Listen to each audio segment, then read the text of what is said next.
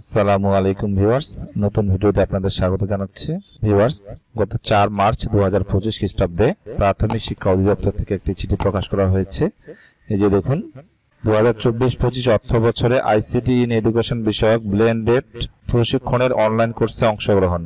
উপযুক্ত বিষয়ের প্রেক্ষিতে জানানো যাচ্ছে যে চতুর্থ প্রাথমিক শিক্ষা উন্নয়ন কর্মসূচি PEDP4 এর আওতায় 2024-25 অর্থ বছরে সরকারি প্রাথমিক বিদ্যালয়ের শিক্ষকদের জন্য আইসিটি ইন এডুকেশন বিষয়ক প্রশিক্ষণটি ব্লেন্ডেড মোডে অর্থাৎ ভিউয়ার্স অনলাইন ও ফেস টু ফেস আয়োজন করা হয়েছে।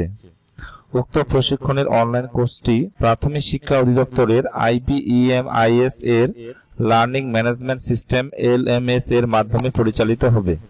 সফলভাবে অনলাইন কোর্সে উত্তীর্ণ শিক্ষকগণ LMS থেকে অটো জেনারেটেড সার্টিফিকেট অর্জন শেষে সংশ্লিষ্ট PTI A face to face প্রশিক্ষণ কোর্সে অংশগ্রহণের সুযোগ পাবেন। এমতাবস্থায় আইসিটি ইন এডুকেশন বিষয়ক অনলাইন কোর্সে তালিকাভুক্ত সংযুক্তি 1 শিক্ষকগণকে কোর্স সংক্রান্ত নির্দেশনা সংযুক্তি 2 মোতাবেক প্রাথমিক শিক্ষা অধিদপ্তরের IPEMIS এ লগ ইন করে আগামী 23 মার্চ 2025 তারিখের মধ্যে কোর্সটি সম্পন্ন করে অনলাইন সার্টিফিকেট অর্জন করার প্রয়োজনীয় ব্যবস্থা গ্রহণের জন্য অনুরোধ করা হলো। সংযুক্তি: আইসিটি ইন এডুকেশন বিষয়ক ব্লেন্ডেড প্রশিক্ষণের অনলাইন কোর্সে অংশগ্রহণের জন্য 25,184 জন শিক্ষকের তালিকা।